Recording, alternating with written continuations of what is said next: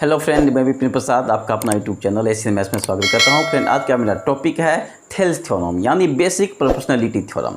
Friend, इस topic को start करने से पहले अगर आप इस चैनल पर नए हैं तो इस चैनल को सब्सक्राइब कीजिए, साथ साथ बेल आइकन को वापस दबाइए ताकि मैं नई नई वीडियो की जानकारी समय समय पर दे सकूं। चलिए मैं ले चलता हूं आज का थ्योरम, थेल्स थ्योरम यानी बेसिक प्रोपोर्शनलिटी थ्योरम, जिसका स्टेटमेंट आपके सामने, if a line is drawn parallel to one side of a triangle. हम एक ट्रायंगल लेते हैं, ये लीजिए ट्रायंगल, इसको आप ठीक से समझिए।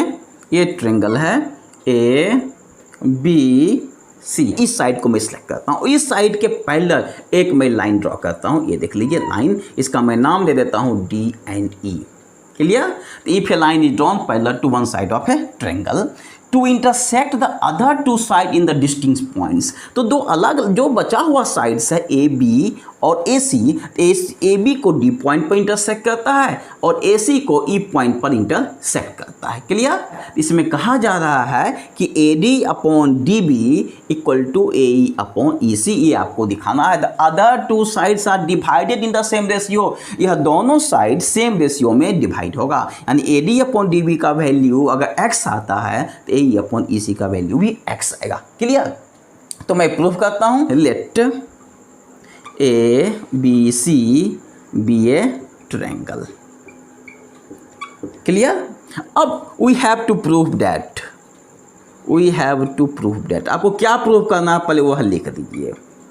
क्लियर? ध्यान रखिएगा, जब कोई व्यक्ति बीमार होता है तो डॉक्टर के पास जाता है तो डॉक्टर पहले क्या करता है, उसको चेक करता है, देखता है कि कौन सा बीमारी है। जो बीमारी है यहाँ पर क्या प्रूफ करना है, ये डिजीज हो गया।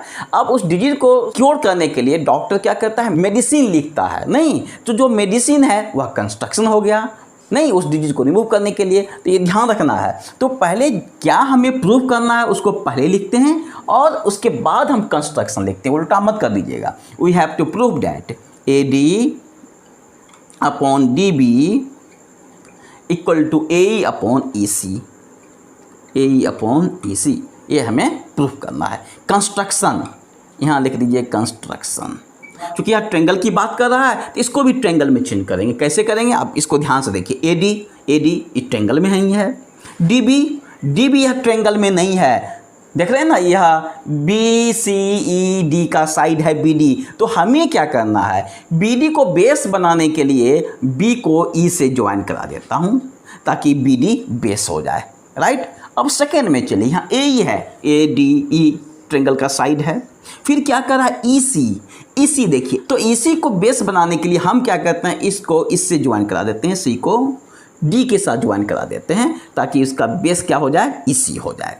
अब देखिए यहाँ पर चूंकि बी डी ई ट्रायंगल है, देख रहे हैं ना ये ट्रायंगल है, तो इसका हाइट क्या होगा, ये तो हाइट तो होगा नहीं। क्यों? क्योंकि यहाँ 90 डिग्री का एंगल तो नहीं बन रहा है। हाइट हमेशा परपेंडिकुलर होता है, इसलिए डी बी ई का हाइट निकालने के लिए ई से ए डी पर हम परपेंडिकुलर ड्रॉ कर देते हैं। इसका नाम दे देता हूँ मैं एफ। क्लियर? अब नेक्स्ट में देखिए, इस ट्रायंगल में आइए, ई सी डी में आते हैं। ई सी डी के लिए यहाँ पर तो 90 डिग्री तो नहीं बनेगा और आप जानते हैं कि हाइट हमेशा परपेंडिकुलर होता है। तो इस पॉइंट डी से इस पर हम ए ई पर परपेंडिकुलर ड्रॉ कर देते हैं। इसका नाम दे देते हैं एफ। अब देख लीजिए यहाँ पर एफ ही ट्रायंगल डी बी ई का हाइट हो जाएगा, इस ट्रायंगल का हाइट ये हो जाएगा। राइट? और ई सी डी के लिए, इस ट्रायंगल के लिए हाइट ये हो जाएगा। राइट? क्योंकि हाइट हमेशा परपेंडिकुलर होता है, ये हमेशा ध्यान रखिए। अब हम कंस्ट्रक्शन करते हैं। कंस्ट्रक्शन में आपने क्या किया, join B E and C D, draw E F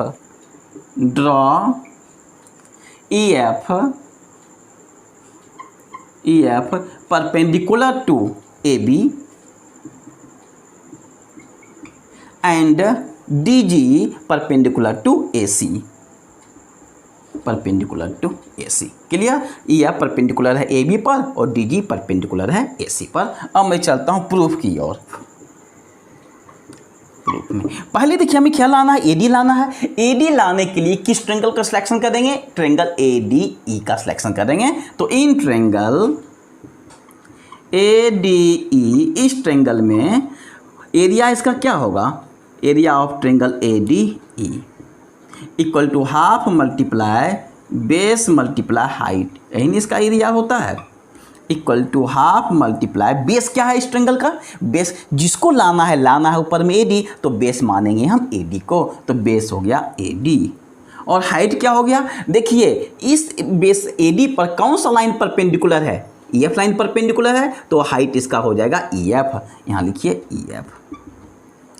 also area of triangle A D E, again देखिए यहाँ पर देखिए ऊपर में न्यूमरेटर में यहाँ क्या ए भी देखिए किस ट्रेंगल में आएगा, ए डी ई में ही आएगा, देख रहे हैं ना। So area of triangle A D equal to half multiply base, इस केस में बेस किसको मानेंगे, ए ई को मानेंगे, मैं बताया हूँ ना जो ऊपर में रहेगा उसी को बेस मानेंगे, तो यहाँ पर ए ई है, अब इस केस में बेस ए ई को मानेंगे, तो बेस हो गया ए ई। हाइट क्या हो गया, देखिए ए ई पर कौन सा लाइन है जो परपेंडिकुलर है, डी जी, ये लाइन परपेंडिकुलर है, ये हाइट हो जाएगा इसका डी जी, हाइट हो गया डी जी। इसको 1 मान लेते हैं, इसको मान लेते हैं 2 मान लेते हैं, क्लियर। आल्सो अब देखिए फिर नीचे में क्या है, डीबी, तो डीबी देखिए कौन सा ट्रेंगल में आएगा, बेस अब लेना है हमें, डीबी को बेस लेना है, ये डीबी बेस हो गया, किस ट्रेंगल में आएगा, ट्रेंगल डी बी ई।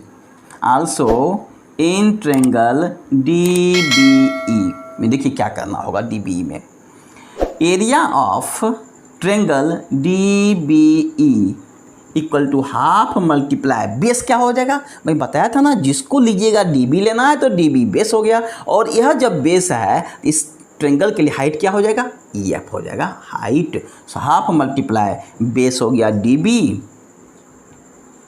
और हाइट क्या हो गया इस ट्रेंगल के लिए, ई एफ, यहाँ लिख दीजिए ई एफ। आल्सो अब यहाँ पर क्या ई सी है, देखिए ई सी देख रहे हैं ना कौन सा ट्रेंगल में, E C D, in triangle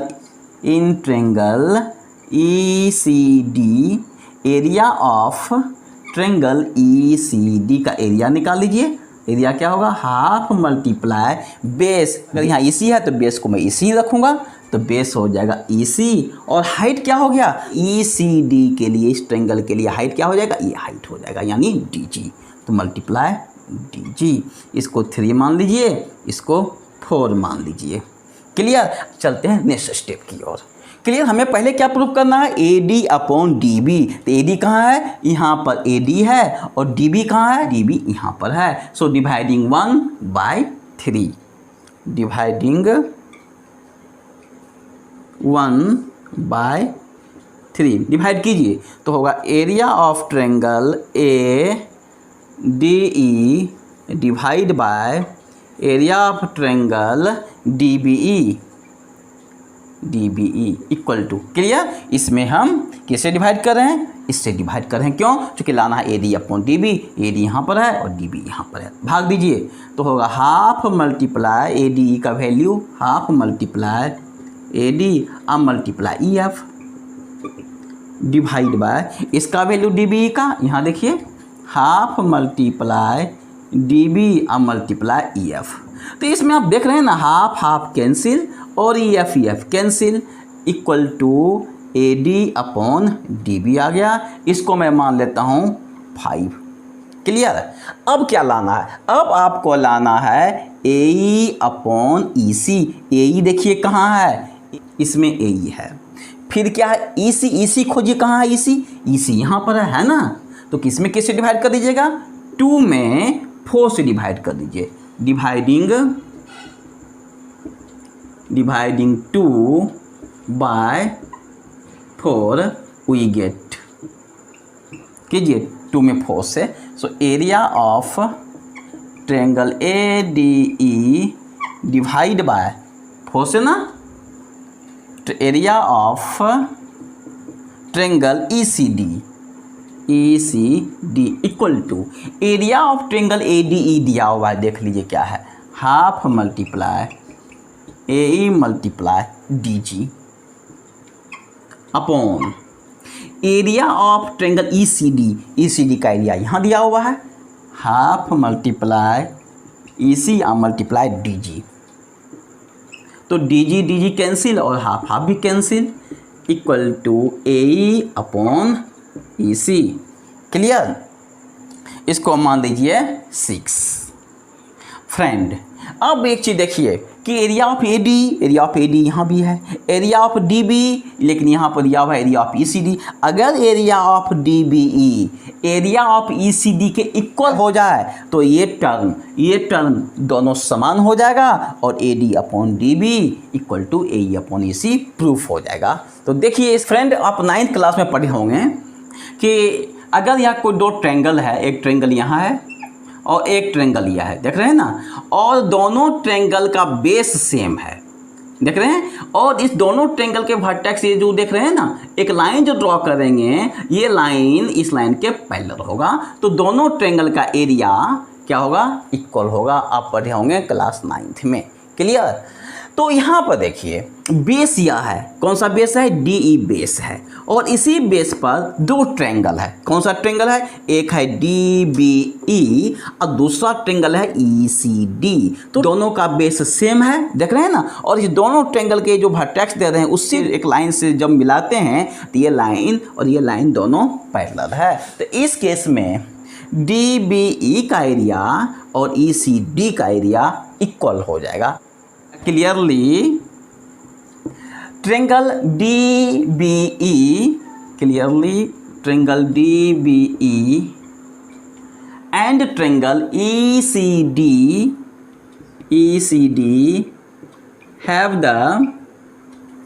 have the same base, have the same base D, have the same base D। दोनों का बेस क्या है? सेम बेस है। डी से डी बी ई भी ड्रॉ हो रहा है और इसी बेस से E C D B triangle draw हो रहा है।